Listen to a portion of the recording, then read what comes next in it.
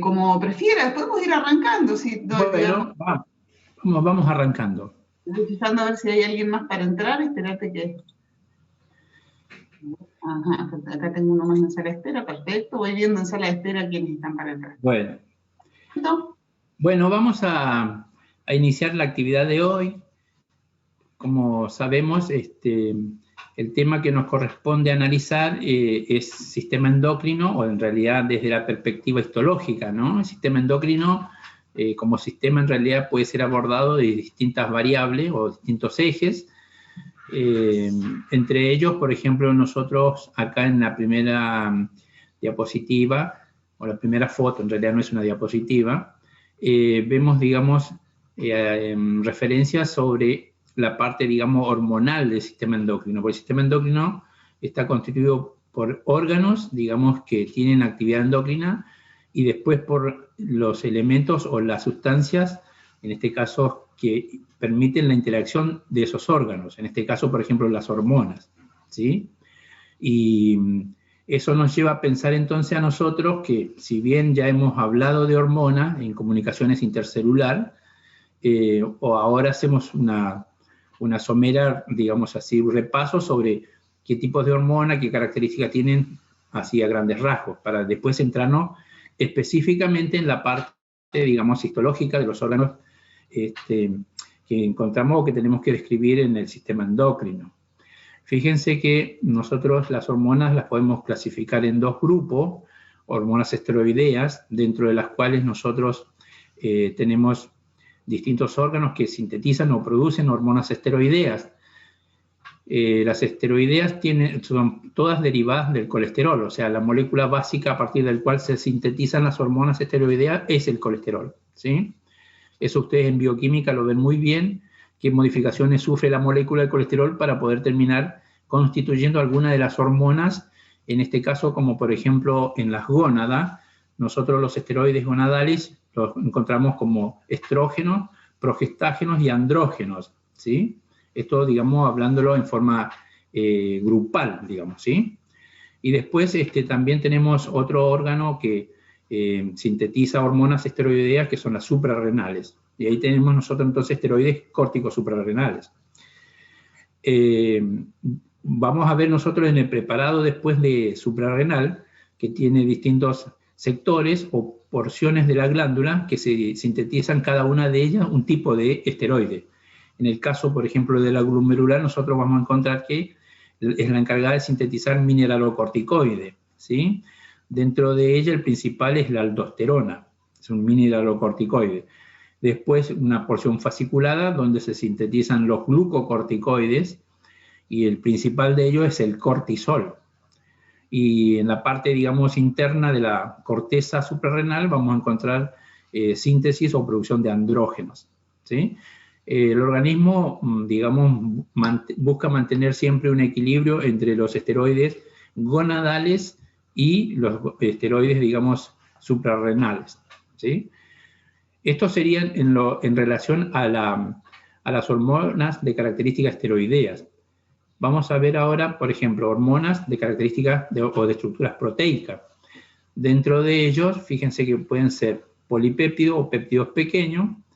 Dentro de las hormonas proteicas podemos, bueno, mencionar ahí, fíjense que figuran un número importante y no son todas ellas, sino que es para que nosotros vayamos teniendo cuáles son las hormonas de característica proteica que vamos a encontrar participando o cumpliendo una función en el sistema endocrino, ¿sí? Después tenemos análogos y derivados de aminoácidos y ácido araquidónico, o sea, derivados del ácido araquidónico. Dentro de ellos, por ejemplo, tenemos las catecolaminas, que en el caso de la suprarrenal, en la porción medular, vamos a ver que se sintetiza noradrenalina y adrenalina, vinculado, digamos, con funciones específicas en nuestro organismo. También están las prostaglandinas, las prostaciclinas, los leucotrienos y las hormonas tiroideas, ¿sí? Bueno, eso sería, digamos, desde el punto de vista de la estructura de la hormona, en realidad. Fíjense, este es un esquema que ya también nosotros lo hemos visto, solamente para repasar que los receptores, que sería la otra parte dentro de la interacción, digamos, o de la función hormonal, necesitamos tener receptores. Los receptores podrían ser de membrana o intracelulares. Eso también ustedes seguramente se acuerdan muy bien, que lo vimos en la primera unidad. Bueno, ahora ya directamente yendo a la parte, digamos, de los órganos que nos corresponden analizar hoy, vamos a empezar con la hipófisis, diciendo que la hipófisis tiene un origen embriológico doble, ¿sí? Porque surge, se forma una parte de ella a partir del techo de la boca, primitiva en realidad, que nosotros conocemos como estomodeo, ¿sí? Los extremos, digamos, desde el punto de vista de los orificios en el organismo, el extremo craneal, o sea, el orificio craneal se llama estomodeo, que sería la boca original. Y la parte del extremo, digamos, caudal, se llama proctodeo. Son nombres que vienen ya, digamos, desde tiempos en que se estudiaba, digamos, se inició el estudio de la embriología, en realidad.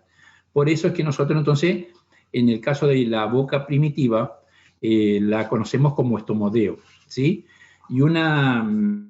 Y por ahí, digamos, haciendo alusión a esto, fíjense que nosotros por ahí todavía no nos podemos desvincular de la utilización de esta terminología, porque cuando ustedes, por ejemplo, tienen alguna lesión en la boca, una descripción, o por lo menos un diagnóstico, es una estomatitis. Y una estomatitis a nosotros no nos resulta, digamos, fuera de no contemporánea, es decir, el término o el diagnóstico de una afección en la boca, decir que tiene una estomatitis.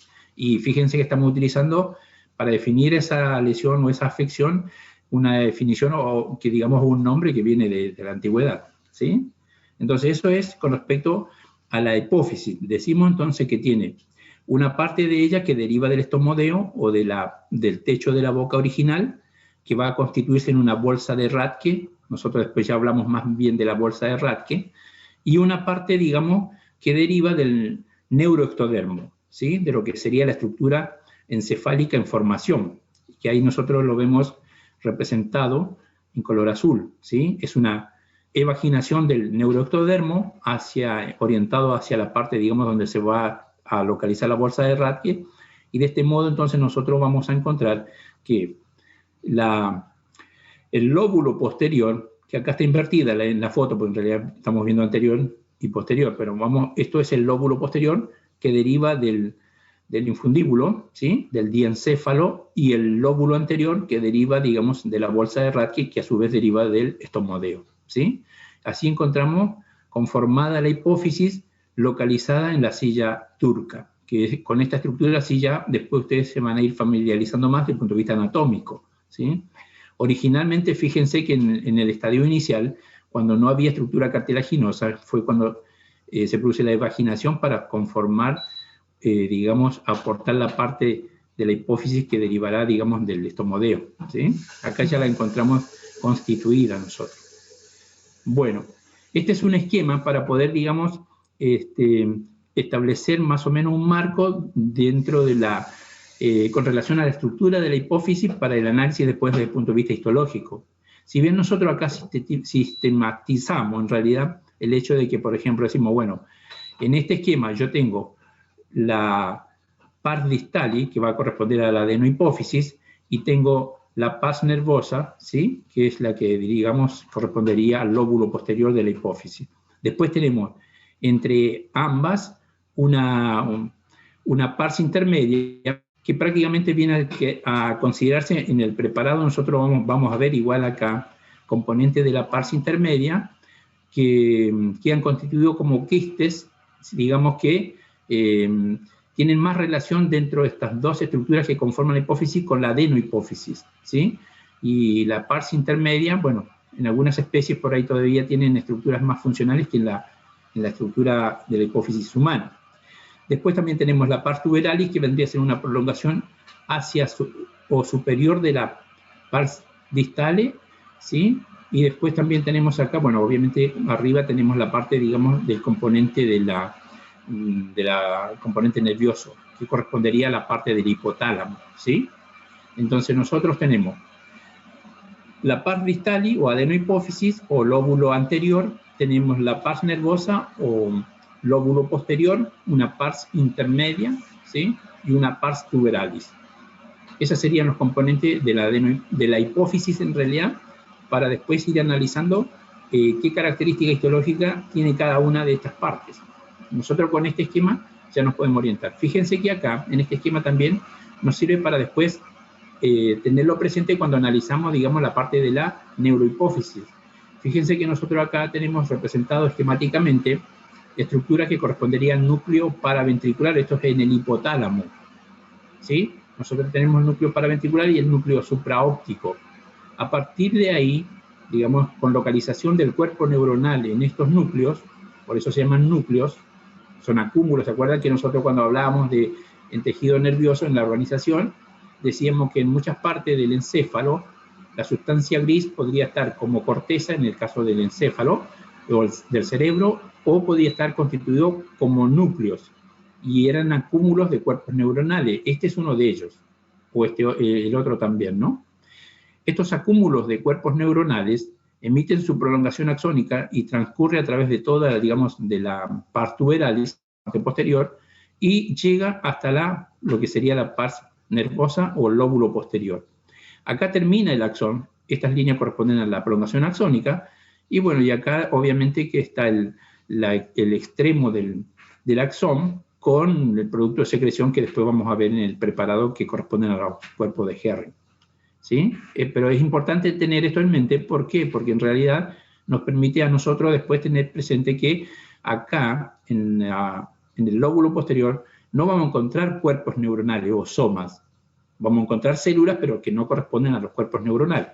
¿Sí? Bueno, este ya es un corte que corresponde a un corte transversal de hipófisis. ¿Sí? En el corte transversal nosotros, fíjense que podemos ver el lóbulo, acá sí ya está bien orientado en nuestra digamos, imagen, donde esto corresponde a la pars nervosa, ¿sí? Y esto corresponde a la pars distalis. Y la porción intermedia es la porción, digamos, intermedia, ¿sí? O pars intermedia. Fíjense que ya con este nivel de resolución, aunque nosotros no podemos hacer mayores descripciones histológicas, desde el punto de vista, por ejemplo, podemos decir que nosotros, este es un órgano macizo y tenemos un estroma, digamos, sirviéndole de armazón a la estructura glandular, y un parénquima. En el caso, digamos, de la pars nervosa o la porción posterior, o el lóbulo posterior, fíjense que prácticamente es escasa la afinidad tintorial. De todos modos, después en el microscopio vamos a ver que realmente acá hay estructuras que se pueden identificar bien claramente. Pero con esta imagen, con este nivel, digamos, de resolución, nosotros podemos decir que esto prácticamente no tiene afinidad tintorial y esto tiene más afinidad tintorial.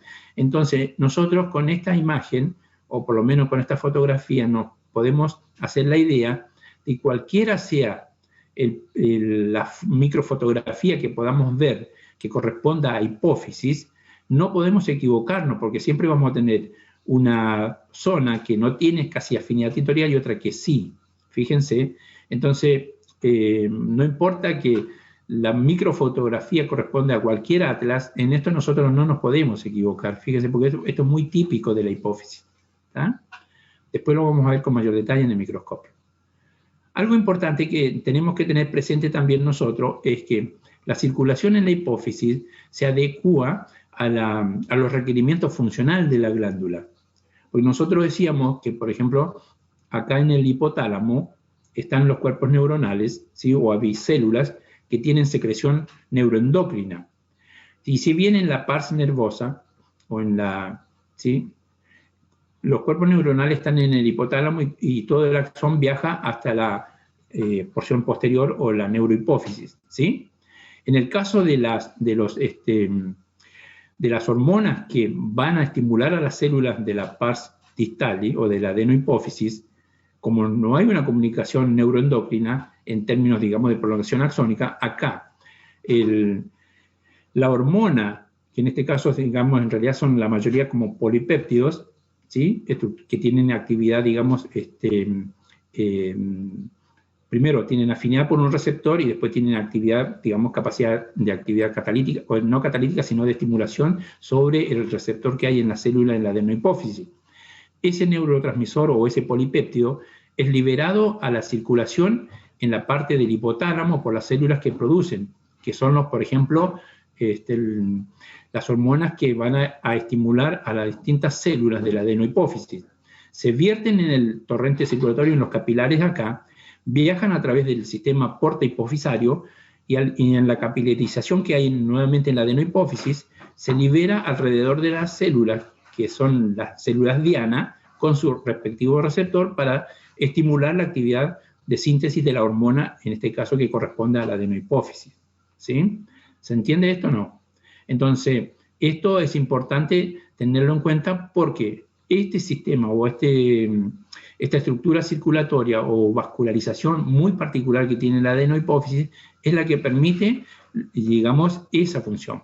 Porque si no fuese de este modo, las células diana o las células con sus respectivos receptores en este sitio tardarían mucho hasta que llegue la señal a este lugar. En este caso viaja directamente. Se libera en el capilar, en el extremo superior, viaja por el sistema porta-hipofisario, llega al sitio de acción y se cumple la función. ¿Sí? Entonces, esto es muy particular para la adenohipófisis, hay que tenerla en cuenta al sistema porta-hipofisario desde el punto de vista de la especialización en la circulación. Bueno, con respecto, digamos, como para ir teniendo más o menos una idea cómo nosotros vamos a abordar el estudio de la hipófisis desde el punto de vista histológico, nosotros podemos establecer cierta clasificación que va a surgir de la afinidad tintorial de las células que constituyen, en este caso, a la hipófisis. Fíjense que nosotros en la adenohipófisis vamos a encontrar células cromófilas, o sea que tienen afinidad tintorial. Dentro de ellas tenemos las acidófilas y las basófilas, y vamos a tener células cromófobas que no tienen afinidad tintorial. Entonces, desde el punto de vista, digamos, de la afinidad tintorial, en la adenohipófisis podemos encontrar tres grupos de células. Células que no colorean y células que colorean, digamos, con una afinidad acidófila o basófilas. Y después en la neurohipófisis, como ya habíamos dicho, hay una escasa afinidad tintorial. Bueno, ahí vamos a describir y vamos a poder observar las prolongaciones axónicas que corresponden a cuerpos neuronales localizados en el hipotálamo. Y después también vamos a encontrar núcleos de células de la glía y vamos también a poder reconocer estructuras que nosotros denominamos cuerpos de Herring, que no son otra cosa que la acumulación de la sustancia que las terminales axónicas liberarán en el extremo, digamos, de la prolongación axónica. ¿Tá?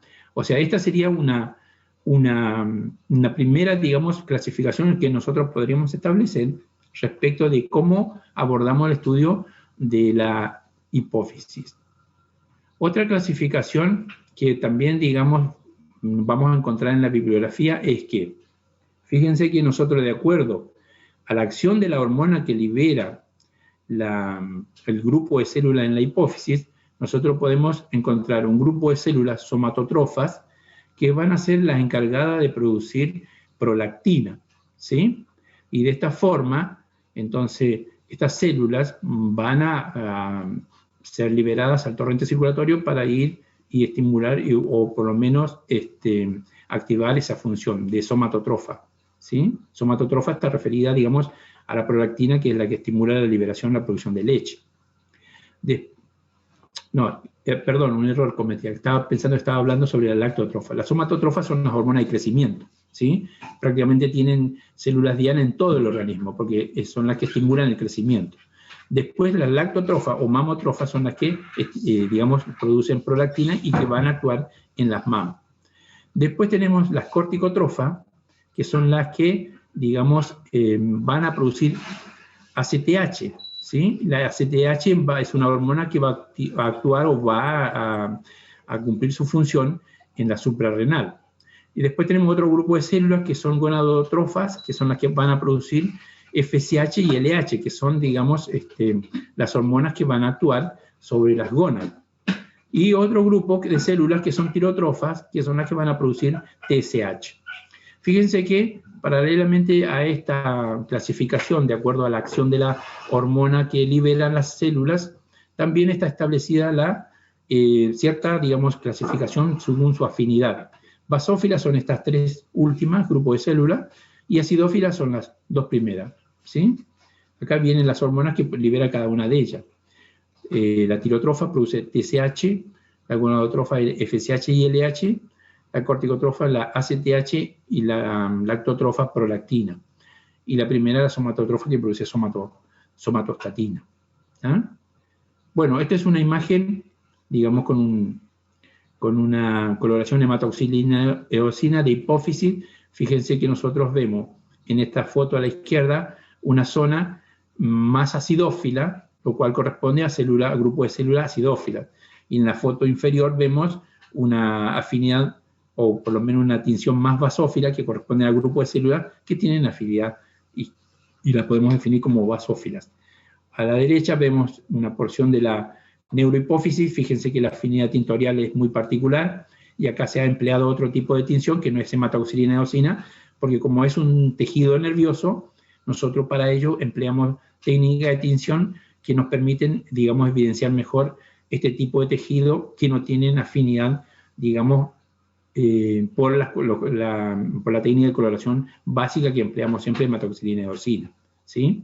Fíjense que esta foto tiene una porción que corresponde acá a tinción con hematoxilina eosina, y esta otra foto que corresponde a la otra tinción.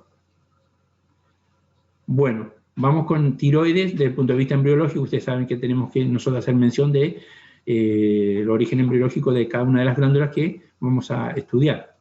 En el caso de la tiroides, en el piso de la lengua, que correspondería en este caso a endodermo, fíjense que acá está como señalado como agujero ciego, en el piso de la lengua se produce una diferenciación localizada de células endodérmicas que van a proliferar y se van a invaginar hacia el mesénquima, y después ese grupo de células va a viajar a través de toda esta trayectoria para llegar a localizarse en la porción anterior de la tráquea, que es donde se va a diferenciar en células de la tiroides, y va a dar origen así a la tiroides, ¿sí? Dos lóbulos, uno izquierdo y uno derecho. Ahora bien, estas células de la tiroides, digamos, nosotros cuando decimos el origen embriológico de la tiroides, tenemos que aclarar que lo que corresponde al parénquima de la tiroides es lo que va a dar origen, es lo que va a derivar del endodermo, es decir, serían las células, en este caso, que van a constituir el folículo tiroideo. Después, todo el entramado que corresponde al estroma de la glándula tiroides va a derivar digamos, no del endodermo, sino del mesodermo. Eso queda claro siempre, ¿sí? Entonces nosotros cuando decimos la tiroides deriva del endodermo, pero la porción de la tiroides corresponde a los folículos, a las células foliculares, ¿sí?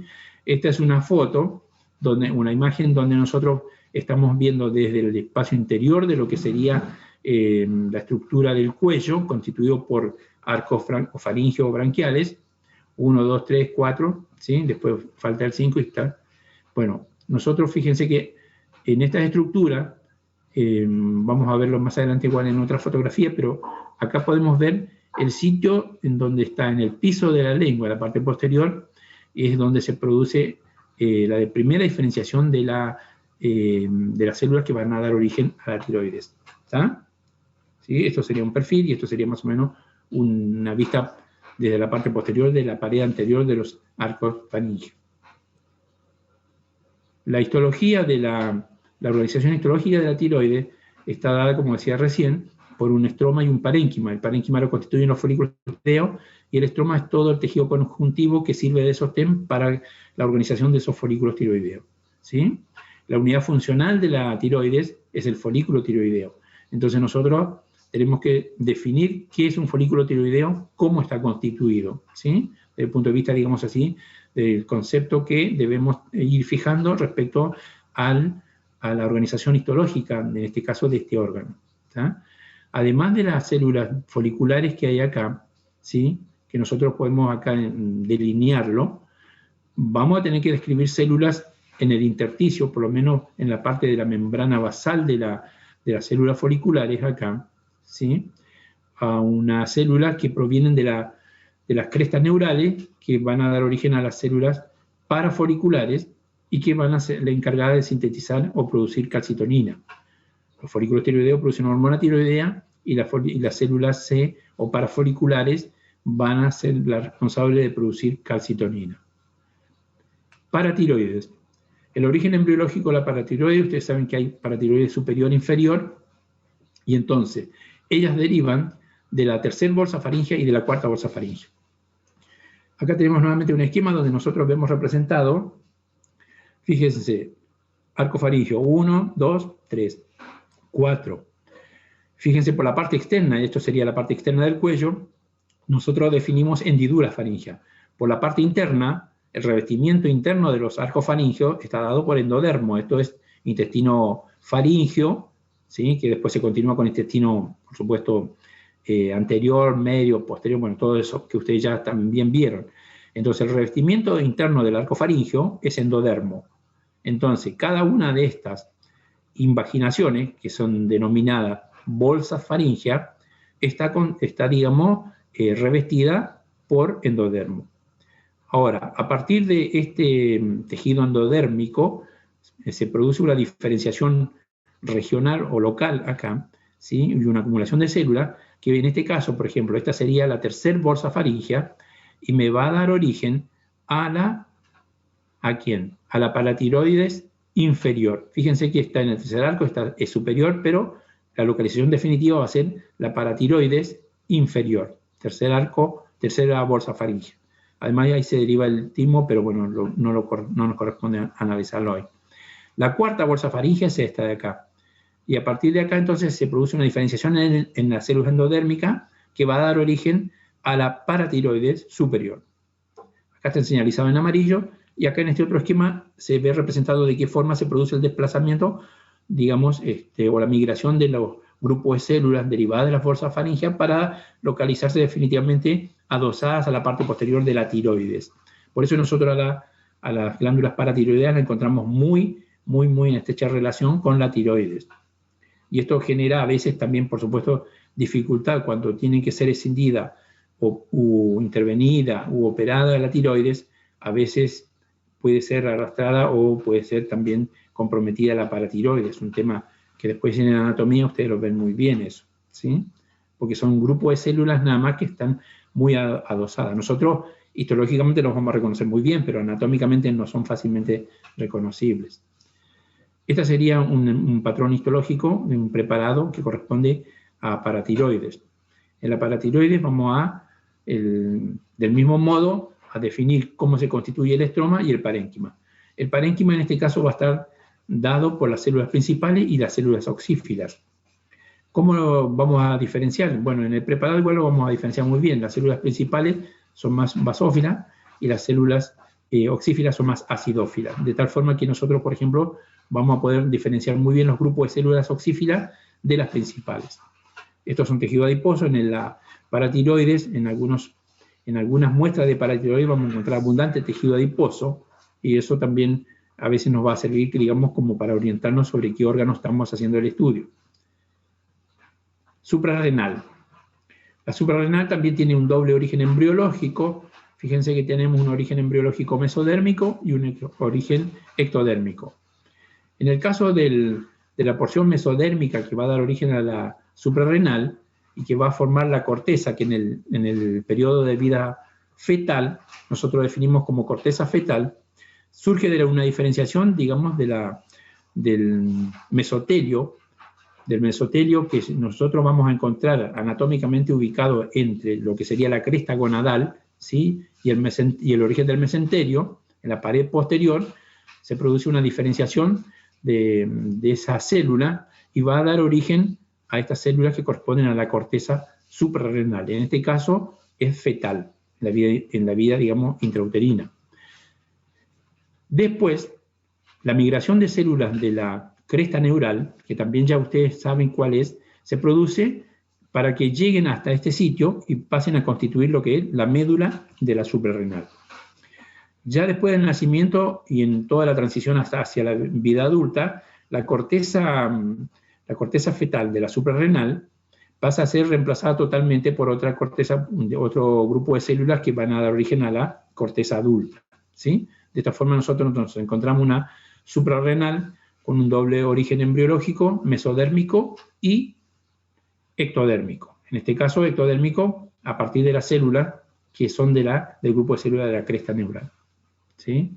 Bueno, El patrón histológico de la suprarrenal también lo vamos a ver con más detalles en el microscopio, pero fíjense que nosotros podemos describir una cápsula en la parte más externa de la glándula, después distintas zonas, zona glomerular, zona fasciculada, y después, esta sería la continuación de la fotografía esta, una zona reticular, y por último, el centro de lo que sería la parte de la suprarrenal que correspondería a la médula de la suprarrenal. ¿Está? Fíjense que tiene una característica, digamos así, desde el punto de vista de la afinidad tintorial. La parte más externa es como que tiene mayor, digamos, una tendencia más hacia la basofilia, y acá es como que se ve más pálida la porción fasciculada, porque esto obedece, digamos, a las características citológicas de esta porción de la glándula. Esta porción de la glándula se parece mucho al patrón histológico del hígado, porque en realidad las células de esta porción de la glándula tienen una función muy parecida a la que tiene la célula, el hepatocito.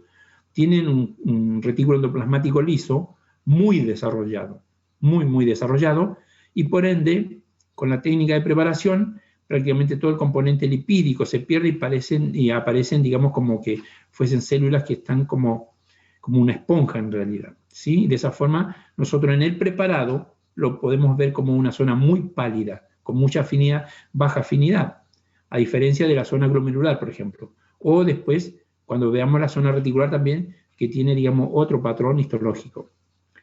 Y respecto de la médula, lo que podemos decir, como esto deriva del ectodermo, es un tejido que está, digamos, de característica relacionada con el tejido nervioso, también va a ser, digamos, de muy baja afinidad tintorial. Los preparados pueden variar de acuerdo a la atlas, porque a veces, por ejemplo, se pueden ver con más o menos coloración, pero en general la médula tiende a ser menos, o sea, tiende a tener menos afinidad con los colorantes que nosotros utilizamos de acuerdo a las técnicas básicas de hematoxilina y eosina. Por eso se ve como una zona también muy pálida esto. Porque uno podría decir, bueno, pero esto se debería parecer a la pars nervosa o al lóbulo posterior de la hipófisis, que también era, digamos, correspondiente a la parte de tejido nervioso. Algo particular con respecto a la suprarrenal, fíjense que esto también nos hace recordar a veces lo que pasaba con la hipófisis, la parte circulatoria.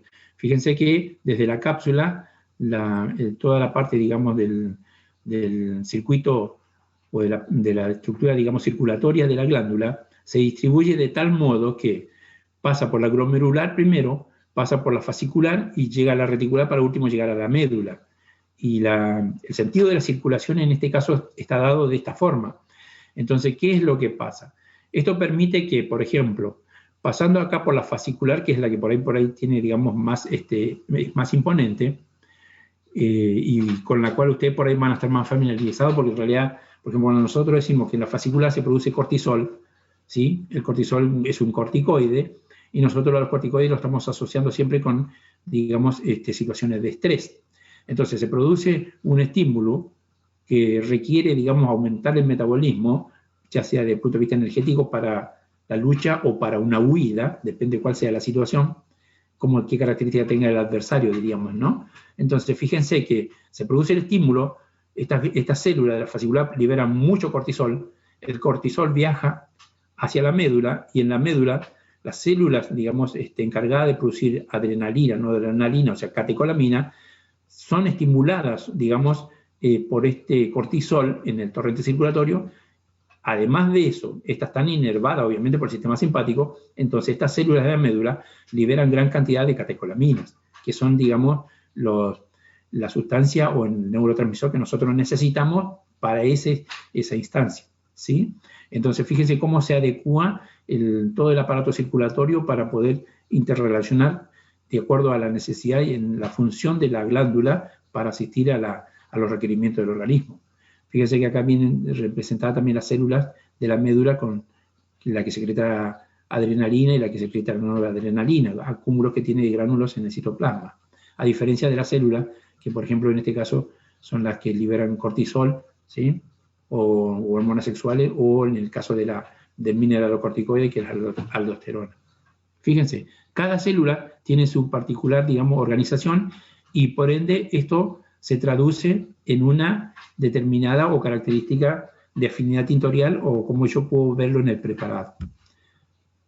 Bueno, y pineal. Pineal es una célula, es una glándula, digamos, localizada dentro del sistema nervioso, vinculada con la parte, digamos, del ritmo circadiano.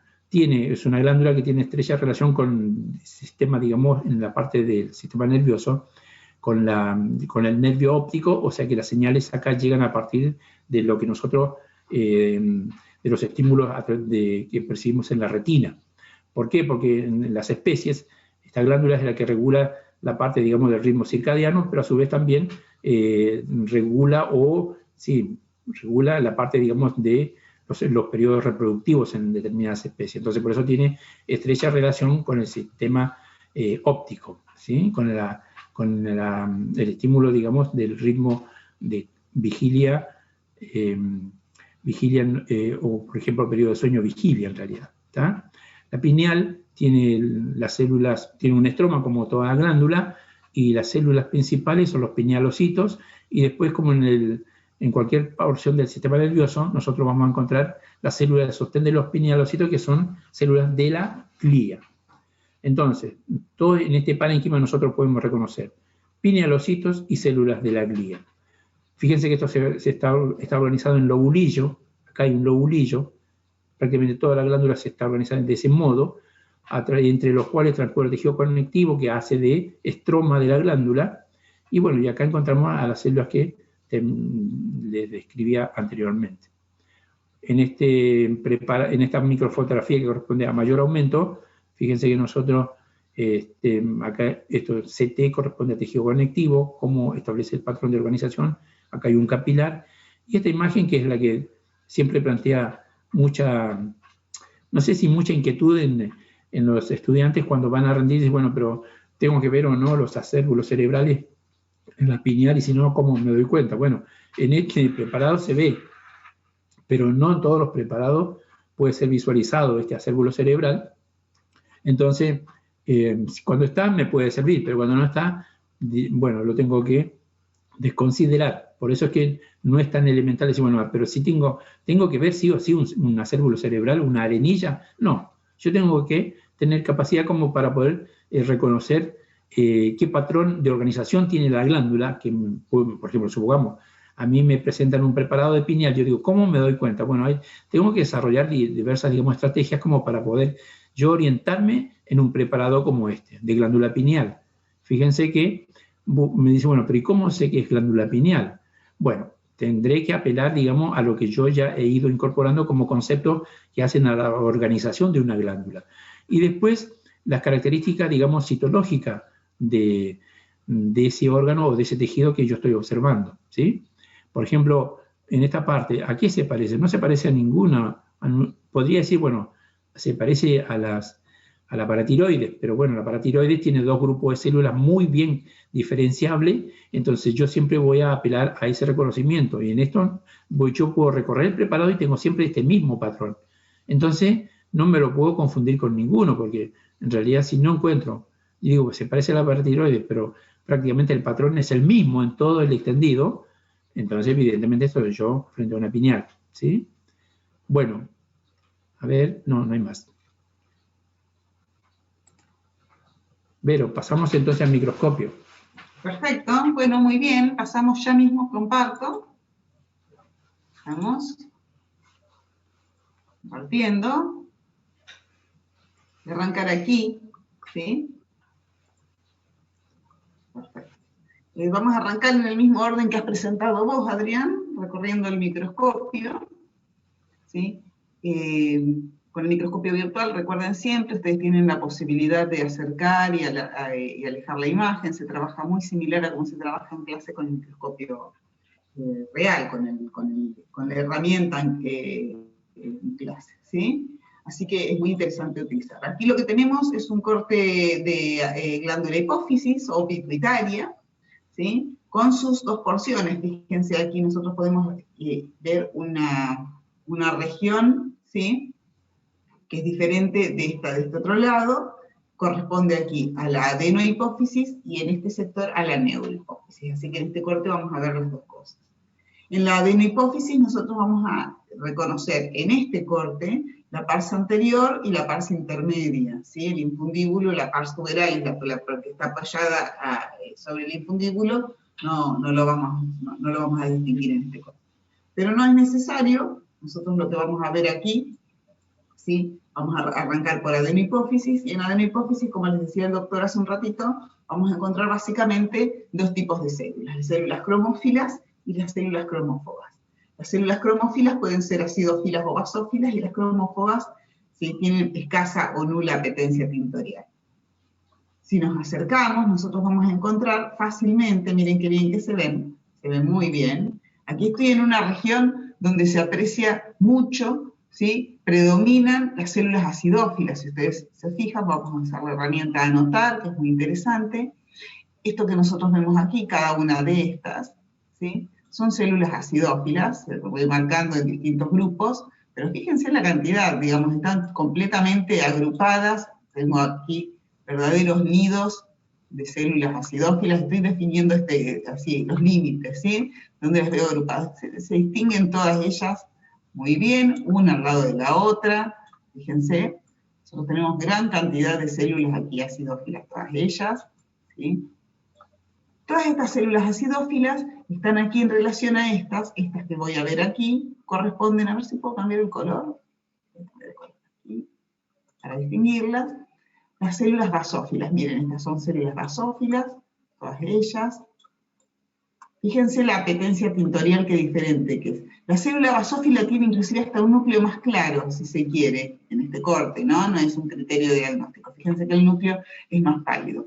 Estas células basófilas las podemos encontrar también agrupadas, o las podemos encontrar sueltas. Por lo general constituyen nidos.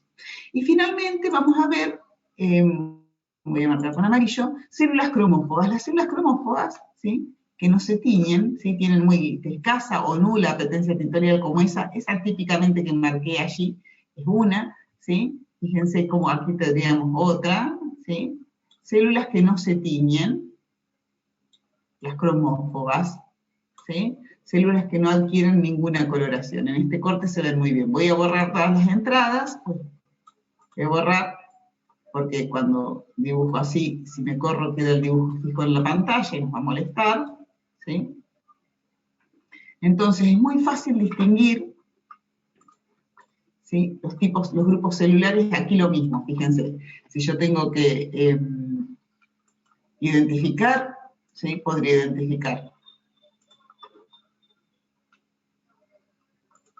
una célula cromófoba, uy, qué grueso me quedó el trazo, ¿sí?, una célula acidófila como esta, y una célula basófila como esta. Fíjense que las células basófilas pueden ser muy pálidas también. Aquí tengo una célula basófila que se ve más pálida. Las células pueden tener mayor o menor tintorialidad, ¿sí? Pueden verse más intensamente teñidas o con menor intensidad tintorial. Inclusive hay una regionalización de la glándula, y como en especie de distribución de las células en la glándula, fíjense, como hay regiones donde hay más predominio de células acidófilas y en otras regiones más predominio de células basófilas. Aquí nos vamos a acercar, veamos cómo las células basófilas pueden teñirse muy intensamente. Fíjense que esta célula, acá tengo todo un nido de células basófilas, pero algunas de ellas tienen mayor intensidad tintorial, ¿sí? Esta célula de aquí se tiñe más intensamente que esta, si se quiere, ¿sí? Y lo mismo pasa con las acidófilas. Las células cromófogas pueden ser tranquilamente estadios funcionales diferenciados de las células cromófilas, ¿sí? Y sabemos también que las células cromófilas tienen diferente actividad secretora. Miren aquí en esta zona, por ejemplo. Qué tintorialidad enorme. Miren las células basófilas, qué oscuras se ven, ¿sí? Miren qué apetencia tintorial estas células basófilas y estas acidófilas. Las cromófogas, siempre claritas, estas son basófilas claras, pero podemos encontrar alguna célula cromófoba bien típica para distinguirla. Aquí tenemos una, ¿sí? Aquí tenemos otras. Aquí tenemos otra célula cromófoba, ¿sí? Vieron que la célula cromófoba se ve bien pálida, ¿sí? Las células basófilas, miren estas que oscuras son. Aquí tengo un nido de células basófilas bien oscuras, nido de células acidófilas aquí. Las células basófilas son secretoras de hormona de TSH, ACTH y se me fue una hormona, ACTH, TSH y MSH y FSH y LH, las gonadotrofinas, sí, y gonadotrofinas. Entonces son las células basófilas, son tirotropas, corticotropas y gonadotropas, ¿sí? Son células que secretan gonadotrofinas, tirotrofina, adenocorticotrofina y hormona melanocitoestimulante también, ¿sí? Mientras que las acidófilas son secretoras de somatotrofina y prolactina, ¿sí? Son los lactotropas y somatotropas.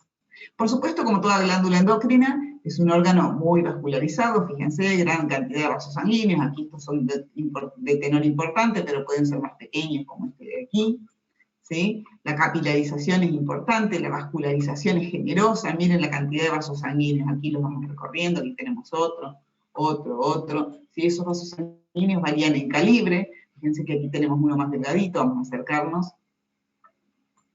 ¿sí? Miren estos pequeños capilares, al lado de estos vasos de mayor calibre, aquí tenemos un vaso de calibre intermedio, ¿sí? Capilar, ¿sí? Pequeñas venulitas y arteriolitas, miren aquí, muy vascularizado ese tejido, ¿sí? Células de sostén también, y un entramado de tejido conectivo que acompaña, y que puesto de manifiesto con tensiones especiales lo podríamos identificar, ¿sí?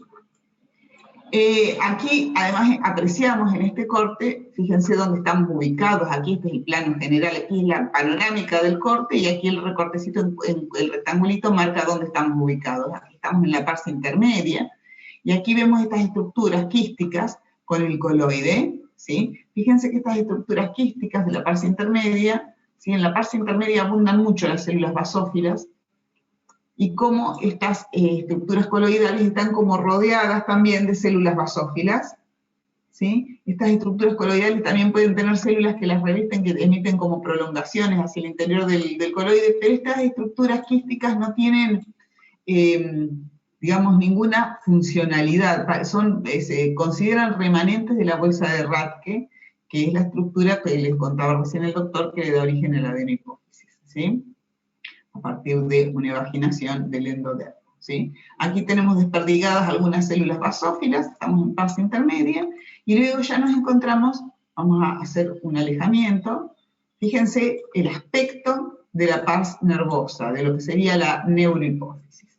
La neurohipófisis tiene, como recién les decía el doctor Piñonado, que los tejidos nerviosos son de apetencia tintorial acidófila, pero pálida. Tienen poca apetencia tintorial, se tiñen con poca intensidad, típicamente, ¿sí?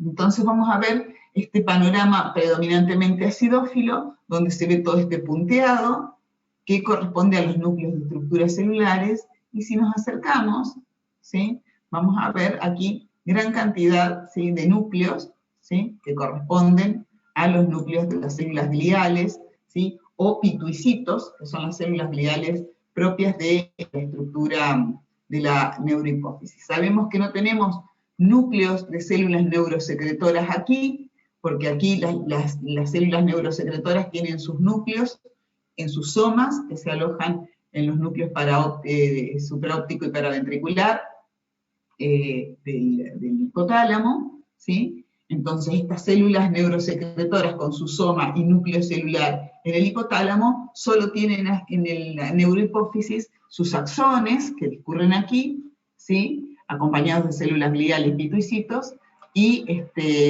de estructuras de terminales axónicas, donde por exocitosis vierten los neuropéptidos, las hormonas ADH y oxitocina, en las capilares sanguíneos. Fíjense, capilares sanguíneos pequeñitos, cualquier cantidad, aquí hay uno, aquí hay otro, aquí hay otro, aquí hay otro, cualquier cantidad, gran capilarización. Y en este corte, estos cuerpos de Herring se ven aquí bien acidófilos. Los cuerpos de Herring se describen en muchas partes de la literatura como basófilos. Ahora les voy a mostrar otro del Atlas de Histología de la UNAM.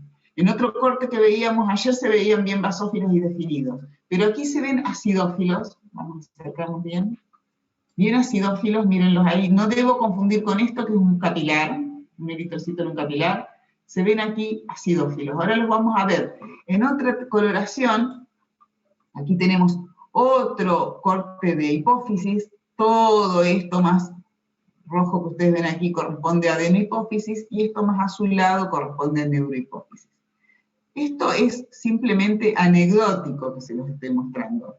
No es que sea una habilidad deseable que ustedes identifiquen los cuerpos de Herring, pero aquí, y menos con un tricrómico, pero aquí esta coloración tricrómica nos permite ver, además, inclusive estructuras axonales, miren cómo discurren estas estructuras alargadas, axónicas, ¿sí? Y aquí los cuerpos de Herring se ven más azules, ¿sí? Se ven más azules. Y en algunos cortes con hematoxilina eosina se ven como estructuras redondeadas, bien oscuritas y basófilas, bien definidas, ¿sí? Fíjense, los límites se definen muy bien.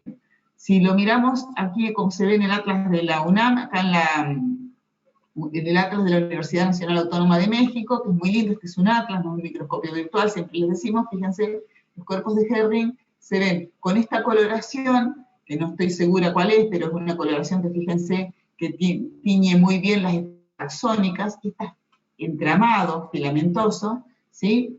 Corresponden a axones, miren qué bien que se ven aquí, y los cuerpos de Herring aquí se ven como estructuras definidas bien violáceas, ¿sí? Otras coloraciones nos muestran los cuerpos de Herring como estos cuerpos bien oscuritos, fíjense, muchas veces se ven así, en muchas coloraciones, como unas estructuras redondeadas bien definidas, que se distinguen muy bien de los núcleos vecinos, ¿sí? Así, este está un poquito menos definido que este, pero todo esto, y esto corresponden a cuerpos de Herring, ¿sí? Los cuerpos ¿qué es lo que tenemos que rescatar aquí? Los cuerpos de Herring son visibles en la microscopía óptica, ¿sí? Se aprecian muy bien, ¿sí? En microscopía óptica, muchas veces, miren, aquí algunos aparecen como unas estructuras bien definidas, basófilas, fíjense, ¿sí? Que son diferentes del entramado nuclear de la vecindad, miren los núcleos vecinos, ¿sí? Entonces, aquí otra estructura que corresponde a una vesícula bien dilatada del cuerpo de Herring.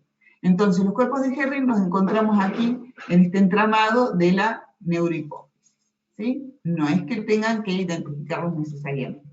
Lo que también vamos a encontrar, ¿sí? Acá una proyección infundibular, más nuclear, más oscura, ¿sí? Y en otro corte, no es este el que veíamos ayer, también veíamos algunos acúmulos de pigmento en algunas células. Las células nerviosas pueden acumular pigmentos y las células ileales también. ¿Sí? ¿Estamos de acuerdo? ¿Vamos bien?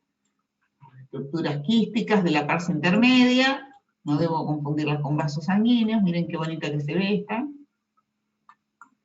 ¿Sí? Lo distingo muy bien por el tipo de células que lo rodean y lo definen a esa estructura quística, que puedo encontrar varios de ellos en aquí más grandotes, ¿ven? En la porción intermedia. Aquí algunos más, ¿sí? El coloide, fíjense, es un material acelular. Fíjense que el coloide es un material acelular, ¿sí? Miren las células que rodean, como esta, por ejemplo, una basófila bien definida, ¿sí? Me permiten no confundir esta estructura con un vaso sanguíneo. ¿Sí? ¿Vamos bien? Vamos a ver. Salimos entonces de hipófisis. Y vamos a ver aquí glándula pineal. Ayer no tenía un corte de glándula pineal, lo encontré en otro microscopio virtual. No obstante ello, vamos a ver aquí Este es un corte de pineal. Primero les voy a mostrar este porque es el que más se parece al que tenemos en la cátedra. La glándula pineal tiene esta apariencia. La afinidad tintorial es acidófila, la apetencia es escasa, es decir, las células son acidófilas, pero la tonalidad es pálida, ¿sí? Fíjense que aquí yo no veo la acidofilia que veía recién en las células de la adenohipófisis.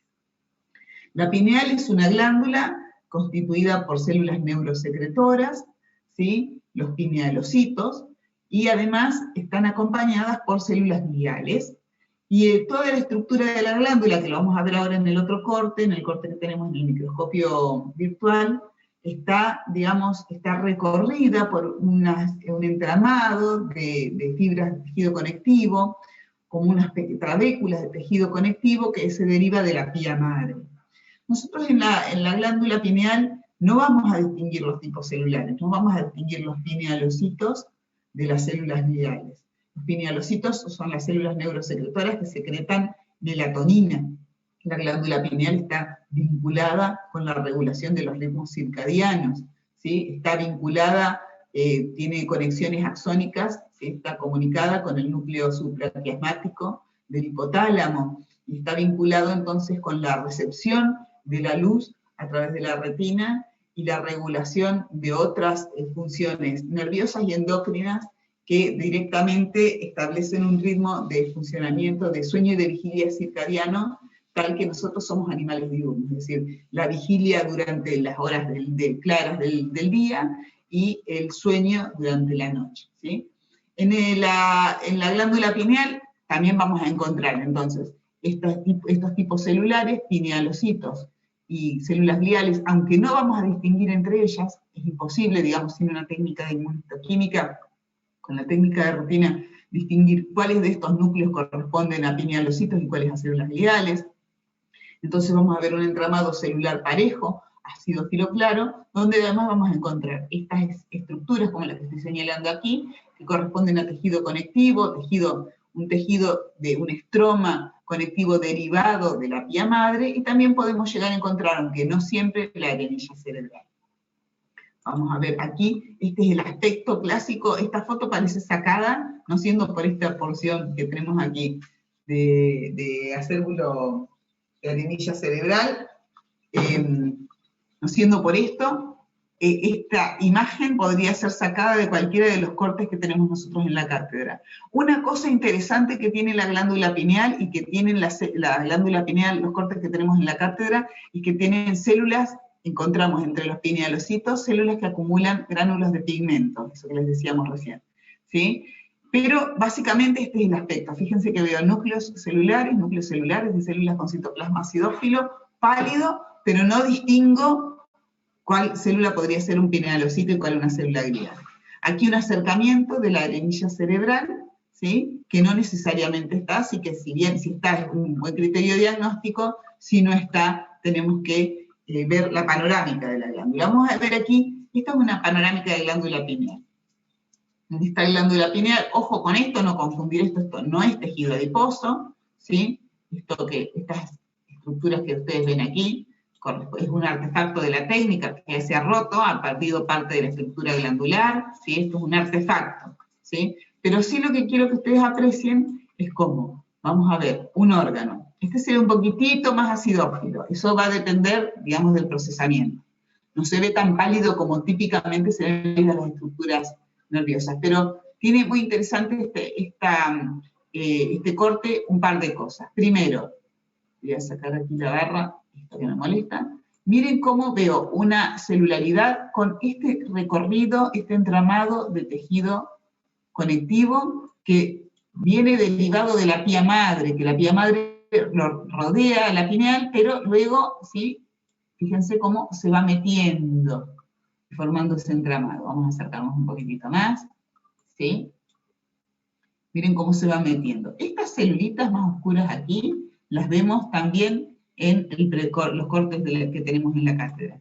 Esto que tenemos aquí corresponde a una arenilla cerebral. Miren cómo es una concreción como si tuviera capas. Está un poquitito rota, pero aquí se aprecia, como si tuvieran capas, ¿sí? Entonces, un órgano de gran celularidad, donde se pueden apreciar tabiques, algunos tabiques de tejido conectivo que se conectan con el exterior, con la cápsula de la glándula, por donde discurren vasos sanguíneos. Este es un órgano endocrino muy vascularizado, ¿sí? Donde no distingo tipos celulares particulares. Miren esta concreción aquí.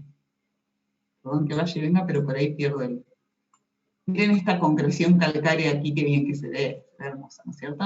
¿Sí? Muy linda esta anilla cerebral. Y aquí celulitas que acumulan granulos de lipofucsina. Aquí, miren, estos granulitos de lipofucsina, miren qué bien que se ve.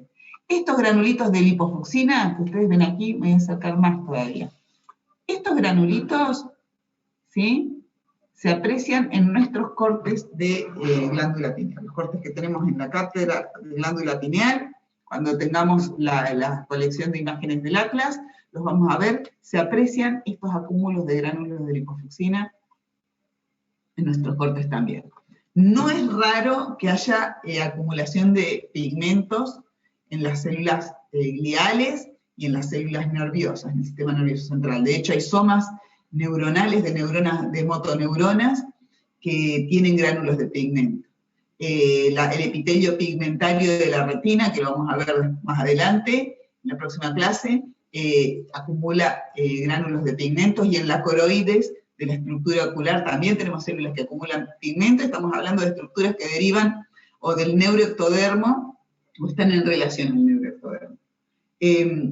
También encontramos células que acumulan esta clase de pigmentos, ¿sí?, en diferentes localizaciones del sistema nervioso central. Luego, en el caso de esta glándula, no es raro que el pigmento se encuentre aquí, porque esta es una glándula que está en relación a fenómenos que también regulan mecanismos pigmentarios en el organismo, ¿sí? ¿Estamos? Porque tienen que ver con la regulación de los ritmos circadianos, entonces también va a estar en comunicación con estructuras, con las neurosecreciones, con las secreciones de la pasa intermedia, la hormona melanocito estimulante y tal, ¿sí? Muy bien, aquí terminamos con pineal. Ojo con esta pineal, ¿sí?, que se ve más acidófila, sin embargo, toda su escasa diferenciación entre células, la presencia de gránulos de pigmento ocasional, la presencia de anillas cerebrales y estos tabiques de tejido conectivo me impiden que la confunda. ¿Hay preguntas hasta aquí? Si no hay preguntas, podemos pasar a tiroides. ¿Habrá alguna pregunta? ¿Alguien tiene alguna duda? ¿Alguien quiere realizar alguna cosa? Voy a mirar esta tiroides que me gusta más. ¿No? Bueno. Vamos a ir entonces a un corte de glándula tiroides. Miren, esta glándula tiroides está muy bonita. Aquí creo que tengo algo de paratiroides. A ver. Bueno, después me acerco. No.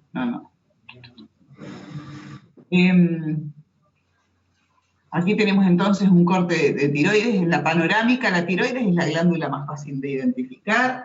Imposible confundirla con nada. En su panorámica lo que vemos es un órgano predominantemente acidófilo, donde si nos vamos acercando, vamos a ver esta colección de estructuras de secciones redondeadas que corresponden a los folículos tiroideos. Estos folículos tiroideos, que se los describió muy bien el doctor Quiñenao, están rellenos de coloide, ¿sí? Miren el coloide, este corte me gustó, porque este coloide muestra como estas ondulaciones, ¿ven? El coloide siempre es acelular. Corresponde a la tiroglobulina que acumula dentro de los folículos tiroideos, que es la forma de reserva, de almacenaje y de reserva de las hormonas tiroideas. ¿No es cierto? Esto ustedes ya lo saben. Ese folículo es absolutamente acelular, obviamente, ese líquido folicular, perdón, el líquido folicular, el contenido folicular es absolutamente acelular, es un coloide. Pero muchas veces se ve como con estas ondulaciones, ¿ven? Y en nuestros cortes, los que tenemos en la cátedra, algunos de ellos tienen estas ondulaciones. No debo confundir esas ondulaciones con nada. Esas ondulaciones son un artefacto de la técnica. Cuando el corte está, cuando el taco de la muestra de tejido está incluida en un taco de parafina, ustedes ya saben que con el micrótomo se cortan las secciones delgadas de ese tejido parafinado.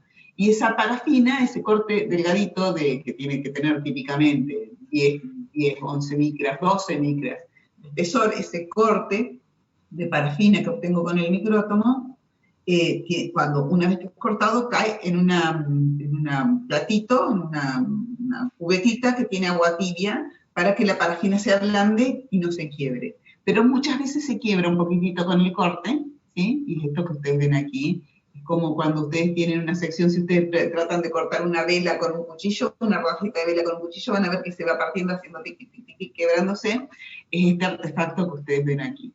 No es obligado, ¿sí? Pero se los muestro porque en nuestros cortes de la cátedra hay, en algunos de ellos ese artefacto se aprecia, y fíjense que en algunas partes el coloide se ve bien lisito, ¿sí? Típicamente debería verse bien lisito. Pero, bueno, ¿qué es importante recordar aquí? El coloide es absolutamente acelular, ¿sí? El contenido de los folículos es acelular. Estos folículos que contienen ese coloide están revestidos, vamos a acercarnos aquí, por células foliculares. Células foliculares, tenemos que adquirir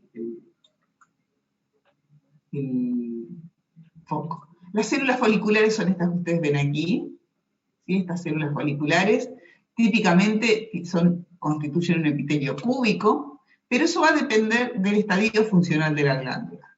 Cuanto más activa esté la glándula, más cúbicas se ven las células, ¿sí? Las células foliculares tienen un perfil cúbico, cuanto más activa esté la glándula. Si la glándula está más inactiva, las células se ven más planas. ¿Ven? Aquí las vemos un poquitito más cúbicas, miren aquí.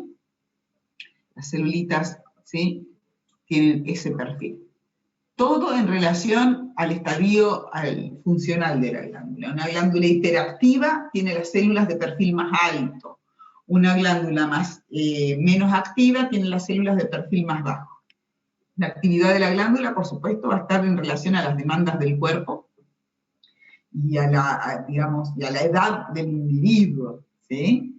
Habrá momentos de la vida donde la glándula tiroides está más activa y momentos de la vida donde está menos activa. No obstante ello, la glándula tiroides es regente toda la vida del individuo, tanto en las hormonas tiroideas en la vida intrauterina como en la vida postnatal, toda la vida. Las hormonas tiroideas son fundamentales para la regulación de los metabolismos basales de las células, ¿sí? Participan en metabolismos termogénicos, ¿sí? Participan en regulaciones de la división celular, la proliferación celular. Diferentes tejidos tienen distintas demandas de hormonas tiroideas. Hay tejidos que consumen más hormonas tiroideas que otros, ¿sí? Eso va a depender de los metabolismos particulares de cada tejido, y para eso cada tejido va teniendo de iodinasas, que son enzimas que le sacan un átomo de yodo a la T4, la T4 sería la forma circulante y la T3 la forma activa, ¿sí?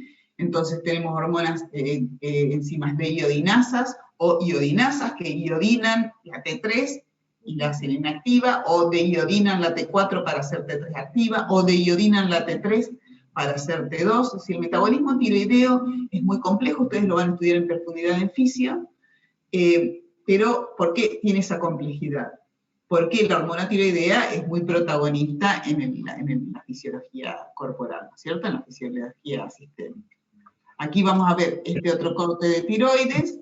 Fíjense, les muestro otra imagen de tiroides para que veamos otros folículos. Fíjense que el coloide del folículo siempre es acidófilo, pero puede estar teñido más intensamente o menos intensamente, siempre acelular. Estas gótulas que encontramos, estos espacios redondos, son un artefacto, no significan nada, ¿sí?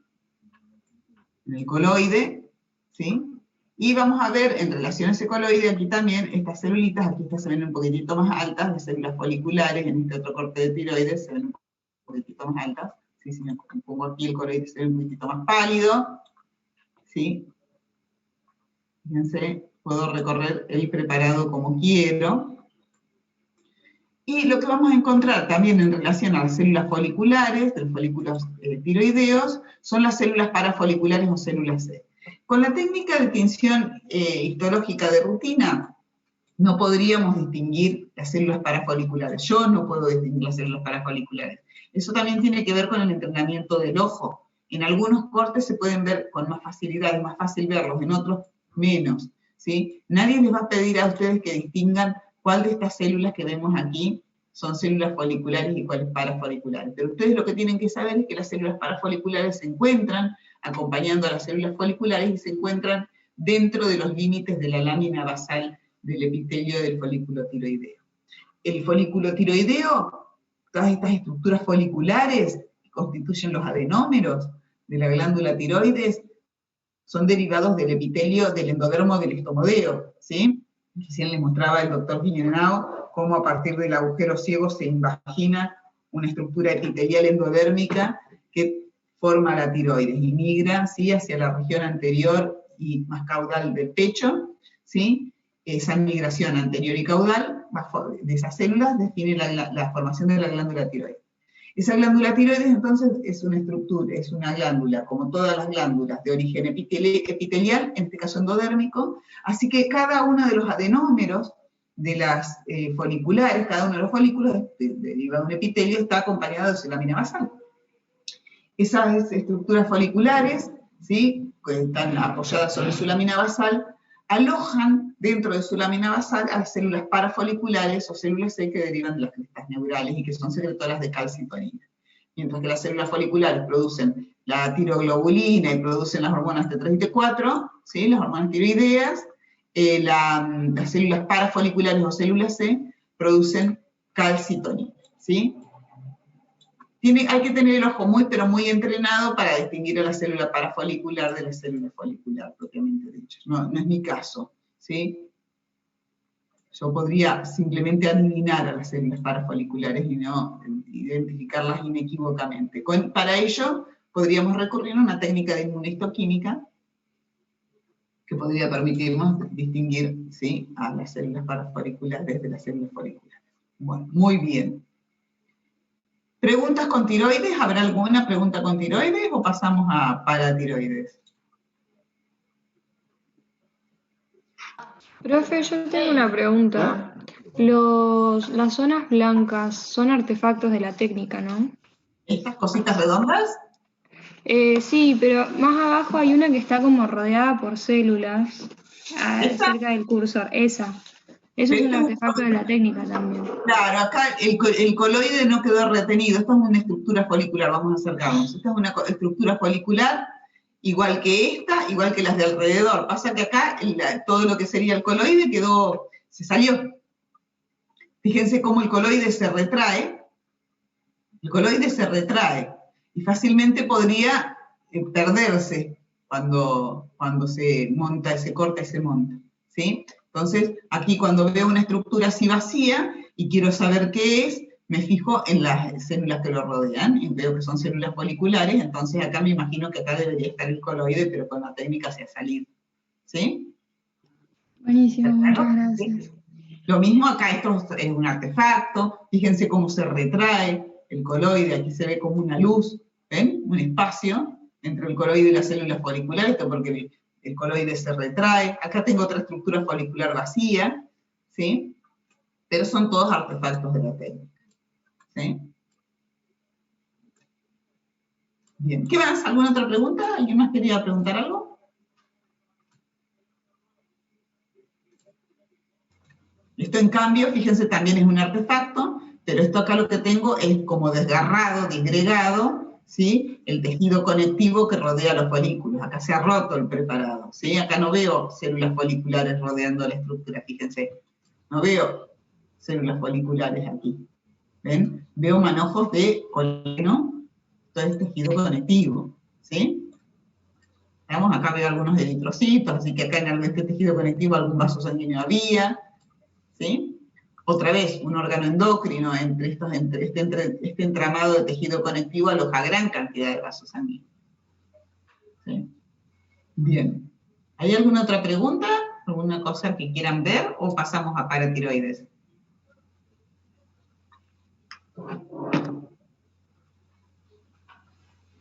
Bueno, me imagino, voy a interpretar que no hay dudas, voy a pasar a paratiroides.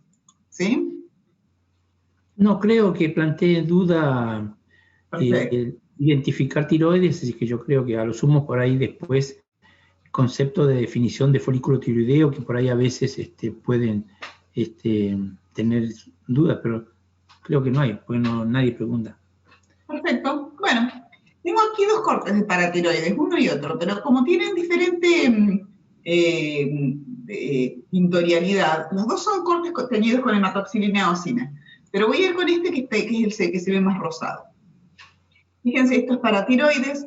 En paratiroides, en la panorámica de paratiroides, voy a encontrar estas estructuras. Fíjense, tejido adiposo aquí es cualquier cantidad. Pero puede ser así de escaso, como ustedes lo ven aquí, ¿ven? Esto también es tejido adiposo. La paratiroides es una glandulita, son 4, ¿sí? Son pares, las encontramos en grupo. Y cuando me voy acercando, voy a ver un órgano muy celular, muy celular. Aquí el tejido adiposo unilocular, miren, células de tejido adiposo. El tejido adiposo me ayuda. Y el paratiroides es un órgano que una vez que lo veo desde la panorámica y veo la forma general, es una forma ovaladita, y veo ese tejido adiposo y me voy acercando. Cuando lo veo de cerca me ayuda para distinguir que esto es paratiroides, la presencia de dos tipos celulares fácilmente distinguibles cuando me pongo canchera. Miren aquí, en esta gran celularidad que veo acá, ¿sí? Yo veo gran cantidad de núcleos. Voy a agarrar el lapicito. Veo gran cantidad. Quiero dibujar. Veo gran cantidad de células, por ejemplo, estas células. Las puedo ir identificando, miren, células con un núcleo redondo, bien definido, toda esta millonada de células que veo aquí. Pero aquí voy dibujando así al azar para que vayamos prestando atención a toda la celularidad. Todas células una al lado de la otra, ¿no es cierto? Pero voy dibujando células individuales. Fíjense estas celulitas, ¿sí? Núcleo redondo y prominente, citoplasma relativamente pálido, más predominantemente basófilo si quisiera. Pero en todo este entramado que voy mirando aquí, de golpe encuentro una célula como esta. Miren esta célula que acidófila, qué parejita la acidofilia que tiene en el interior del citoplasma. Aquí tengo otra que tiene el mismo aspecto similar. ¿Sí? Aquí tengo otra, se ve un poquitito menos evidente, pero está bien. Citoplasma acidófilo generoso. Aquí tengo otra. Fíjense que cuando me pongo a fijarme, por ahí en el dibujo, no soy tan prolija porque estoy dibujando con el mouse, ¿no? Cuando me pongo a fijarme, empiezo a encontrar a esas células, voy a borrar las otras que marqué. ¿Sí? Miro esas células y veo esa marcada acidofilia. Son diferentes. Estas son las células oxífilas. Son diferentes de las otras células que son las principales. Las células oxífilas, su función no está muy definida. Se distinguen de su entorno. Miren esa célula oxífila ahí. Se distinguen de las células principales, que son las células secretoras. Vamos a ir recorriendo todo el preparado.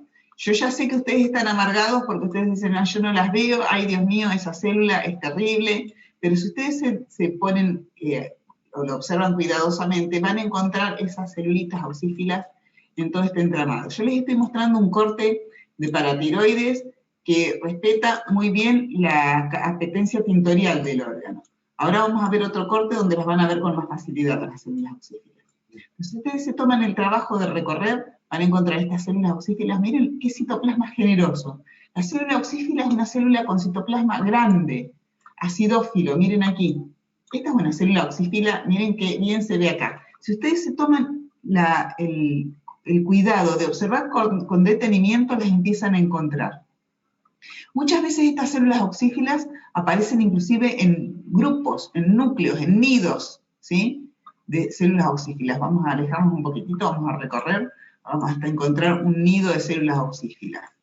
¿Sí? Paratiroides es un órgano que se diagnostica muy bien cuando lo veo de cerca. Aquí tengo un nido de células oxífilas, miren. Aquí veo varias células oxífilas, una, otra, aquí parte del citoplasma de otro. Es una célula grande la célula oxífila. Muchas veces veo parte del citoplasma sin que corte el núcleo, ¿sí? El plano de corte. Aquí tengo otra célula oxífila, aquí tengo otra. Una vez que empiezo a a distinguir, cuando me pongo a buscar la célula oxífila, aquí tengo otra solita, miren, empiezo a ver que es diferente de todas las demás, ¿sí? La célula oxífila se distingue con práctica. La distinción entre células oxífilas y principales es lo que me permite diagnosticar paratiroides, junto con la presencia de tejido adiposo. Miren esta célula oxífila acá, que bien que se ve. Miren esta grandota con el núcleo excéntrico enorme. Aquí tengo otra. Cuando empiezo a ponerme canchera en la observación, aquí tengo un grupo de células oxífilas. Cuando empiezo a ponerme canchera con la identificación de las células oxífilas, ya no suponen ninguna dificultad para mí. Acá tengo otro grupo de células oxífilas, otro nidito de células oxífilas. Muchas veces en nidos, ¿sí? En este entramado. Miren aquí. Acá tengo un tremendo nido de células oxífilas, miren. Miren estas células oxífilas aquí. Todo un nidote de células oxífilas. Las distingo de todas las otras. Miren estas otras. Estas son las células principales, estas que estoy señalando aquí. Todas células principales que son las secretoras de paratormona, hormona antagonista a la calcitonina. La paratormona es hipercalcemiante, estimula la reabsorción renal de calcio, estimula la producción de vitamina D activa a nivel renal, estimula la actividad de los osteoclastos, ¿sí? Hipercalcemiante la paratormona, compensa, contradice la función de la calcitonina, que es hipocalcemiante. Recuerden que el calcio es el ion que más celosamente se cuida en el cuerpo, ¿sí? Las células oxífilas, entonces, me permiten, junto con el tejido adiposo, el diagnóstico de paratiroides. Vamos a ver este otro corte de paratiroides. Miren, acá tengo otro corte de paratiroides, lo veo de lejos, veo ese tejido adiposo aquí. No tengo que confundir paratiroides con glándula salival. En glándulas salivales voy a encontrar adenómeros, porque glándula salival parótida es un órgano exócrino. Voy a encontrar adenómeros. En los órganos endocrinos, la glándula es endocrina, no encuentro adenómeros. Encuentro células secretoras y gran vascularización. Cuidado ahí, ¿sí? Y ojo también con confundir los órganos muy celulares, pineal y paratiroides. No los tengo que confundir con órganos linfáticos. Recuerden la gran vasofilia, la predominancia basófila general de los tejidos linfáticos, nódulos linfáticos, placas de Peyer, ganglios linfáticos, los órganos linfáticos vaso, son muy basófilos porque las células, ¿sí?, del sistema linfático tienen escaso citoplasma y un núcleo, digamos, prominente en relación al citoplasma, entonces se ve una gran vasofilia. Ojo ahí, ¿eh? Entonces, me voy a acercar y acá voy a identificar, miren este tejido, este órgano, este también está teñido con hematoxina y eosina, pero se ve más violáceo. Pero yo me quiero acercar para que ustedes encuentren las células oxífilas. ¿Ustedes podrían identificar aquí en esta región alguna célula oxífila? ¿Alguien se anima a identificar alguna célula oxífila? En esta panorámica que estoy proponiendo aquí, aún con este corte teñido de hematoxina y eosina que se ve tan violeta, ¿alguien podría? Son como las más violetitas, ¿o no, profe? Bueno, fíjense que si ustedes mueven el cursor arriba de su pantalla, van a encontrar que donde está la barra principal, donde dice que activar micrófono, video, participantes, hay un lapicito que dice anotar. ¿Lo encontraron? Hacen clic ahí y pueden con su mouse dibujar en la pantalla. A ver quién se anima a rodear una célula oxífila. Ahora pones. ¿Dónde, profe? ¿Cómo? La barra donde dice, la barra de funciones, donde dice dónde está el micrófono, el video, la seguridad, los participantes. ¿Sí? ¿Lo ven, esa barra? Sí. Bueno, hay un lapicito, dice anotar. ¿Cómo? Al lado donde dice más, lapicito lo digo. ¡Ay, alguien lo encontró porque alguien! ¡Ah, muy bien! Ahí están algunos. Muy bien esa, Martina, esas células oxífilas. ¿Quién más? Muy bien, Emiliano. Ustedes dibujan y me parece el nombre. El que dibujó. Claro. ¿Quién más? ¿Quién más se anima a identificar células oxífilas? Muy bien esas células oxífilas. Yo veo más. ¿Alguien más se anima? Muy bien, hay otras, muy bien Emiliano, esas otras células oxífilas. Más células oxífilas. ¿Alguien más encuentra?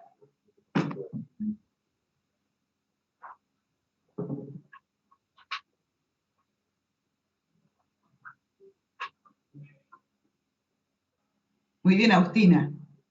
Ahí está, muy bien. Muy bien, muy bien. Yo ahora voy a borrar Bien. sus entradas. Voy a borrar porque yo tengo el poder de borrar. ¿Sí? Y si quieren, alguien, esta última de acá, que no leí quién lo había marcado, estaba muy bien también. Si les parece, me voy a ir al siguiente, a este corte que se parece mucho más al nuestro, al que tenemos en la cátedra. Me voy a poner por aquí, me voy a acercar un poquitito. Les voy a pedir que identifiquen, aunque sea una célula oxífila. Célula oxífila, ¿quién la encuentra? Es más difícil. Yo veo 1, 2, 3. Muy bien, Lucas, muy bien. Ahí hay una, muy bien. Otra, muy bien, Agustina, otra, muy bien. Hay otra más. Hay más, porque yo estoy prestando la atención a 3, básicamente. Sí. Muy bien, Martina, otra más. Esa no la había visto. Muy bien, otra más. Practicamos así el entrenamiento del ojo. ¿Alguien más? ¿Encuentra alguna otra? Ahí, abajo. Sí, está Muy bien. bien, muy bien. Muy bien, ahí justo a mí me tapa la barra. Muy bien. ¿Sí? Aquí tenemos otra, fíjense. Aquí hay otra más. ¿Sí? Por aquí había visto otras. ¿Sí? Otra más aquí. Aquí hay otra, límites más difusos, menos definidos. ¿Sí?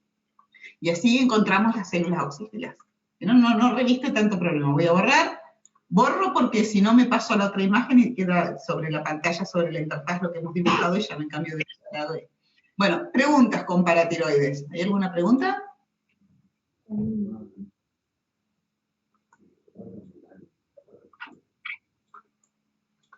¿Alguna pregunta? ¿Algo que quieran consultar?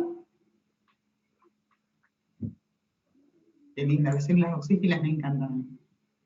Miren qué bonita es. Además se empiezan a ver de lejos, cuando uno se acostumbra las ve de lejos, como que empiezan a llamar la atención. Es la célula oxífila la que tengo que buscar para distinguir paratiroides. Okay. ¿No hay preguntas, chicos? ¿Pasamos al siguiente preparado? Bueno, supongo que no. Si no, de última aparecerán preguntas más adelante. Vamos a lo último preparado. Miren otra celulita oxífila acá. Dos, una al lado de la otra.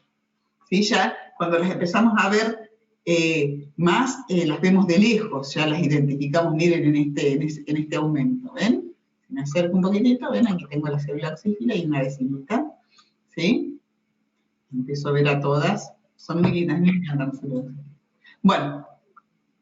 Último preparado, glándula suprarrenal. En este preparado de glándula suprarrenal, atentos, que es el detalle que hoy hablaban con el doctor Quina. Ahora les voy a mostrar otro cortecito después de recorrer este preparado. En este corte de glándula suprarrenal se distingue muy bien lo que es la corteza del órgano. Vamos a dibujar.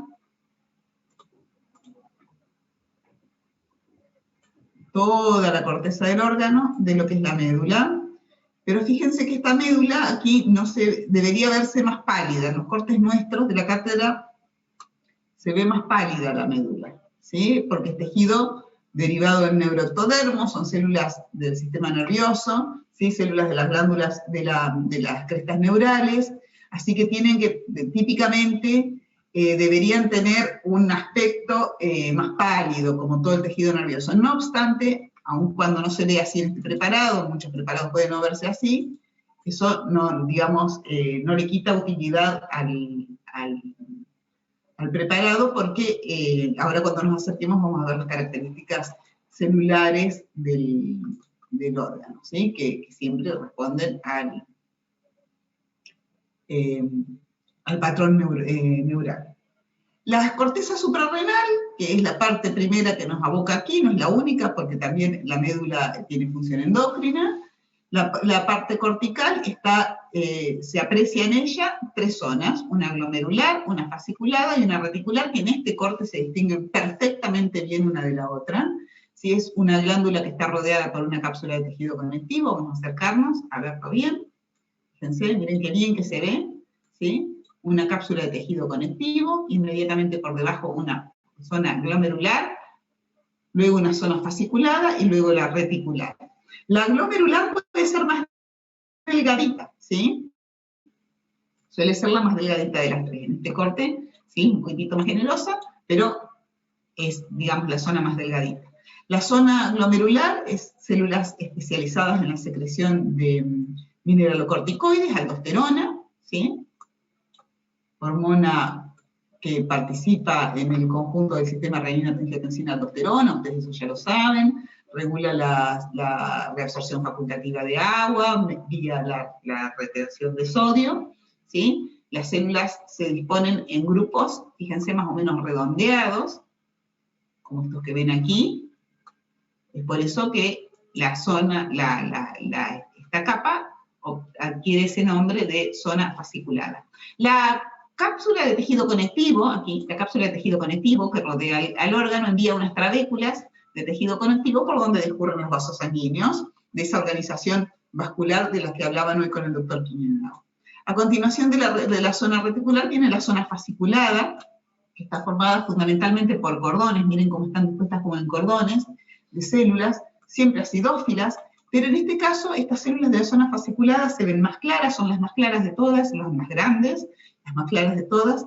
Fíjense, me voy a acercar, miren cómo tienen un citoplasma como grumoso, ¿sí? Ese citoplasma grumoso obedece esta apariencia a la acumulación de gránulos de secreción. Esos gránulos de secreción, por supuesto, son de secreción de hormonas lipídicas, de naturaleza lipídica, igual que las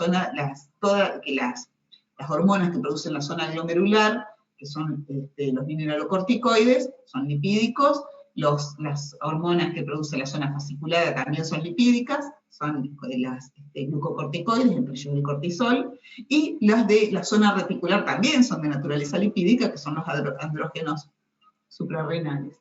Todos derivados del colesterol, es decir, que el metabolismo predominante de estas células es un metabolismo lipídico, y tienen estas células no solamente acumulación de gránulos de estas hormonas lipídicas, sino que además tienen un retículo endoplasmático liso muy desarrollado.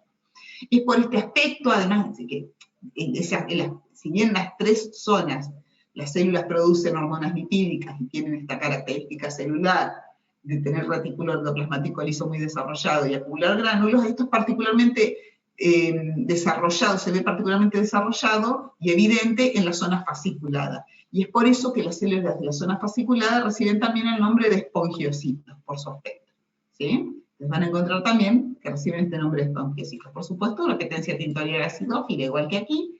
Fíjense, vamos a mirar las de la zona glomerular más de cerca.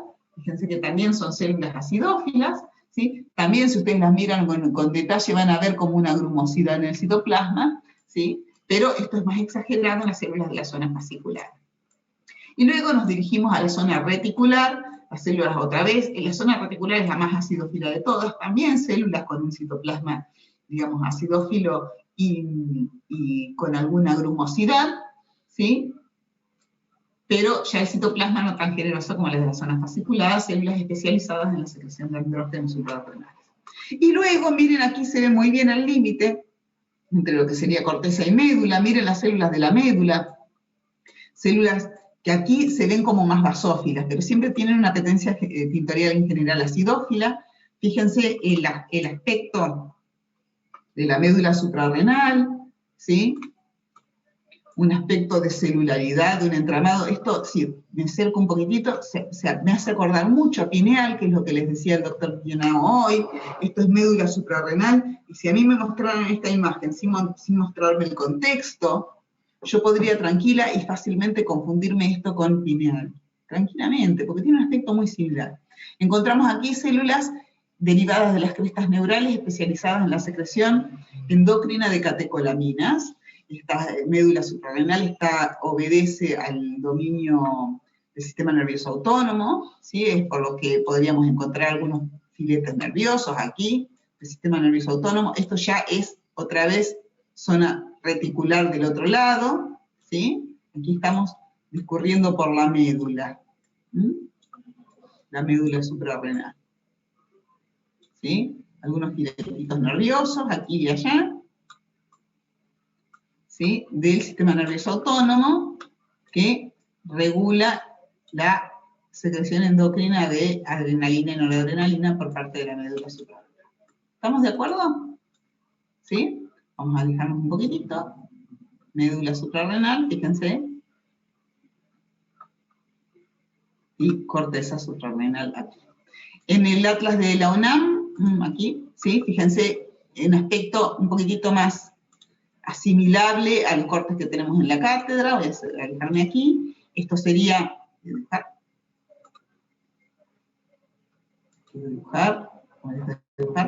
y dibujaré. Bueno, pierdo la cámara. Todo hasta aquí es la corteza. Y la médula tiene esta extensión. Esto de aquí sería médula suprarrenal. Fíjense cómo la médula suprarrenal es un poquitito más clara, ¿sí? Y ahora voy a borrar aquí las entradas y voy a pasar a la siguiente imagen.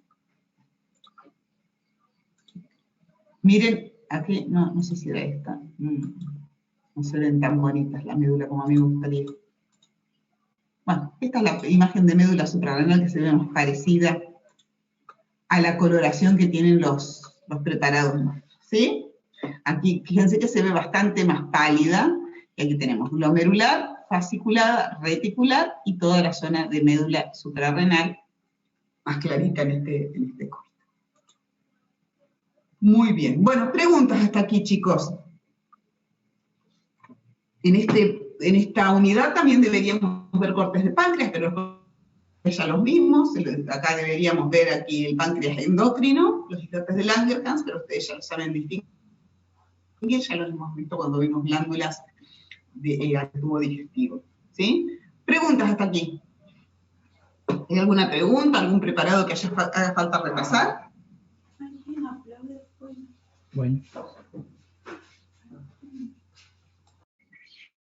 Profe, yo tengo una pregunta sobre glándula pineal, me parece que era, que había como unas cositas rojas en el preparado, no los gránulos que tenía la glándula pineal, sino como si tenían forma como de cristalcitos rojos entre las células. En este corte, en este corte que tenemos acá, en el microscopio virtual, o en el atlas de la UNAM. Me parece que era en el atlas de la UNAM. Estos son los cortes del atlas de la UNAM. Para poder ver estas bandas, Las pineal con un kilómetro, esto sería la pineal del atlas de la UNAM, esta es la celularidad, estos son vasos sanguíneos. Bien. Claro. Aquí lo mismo.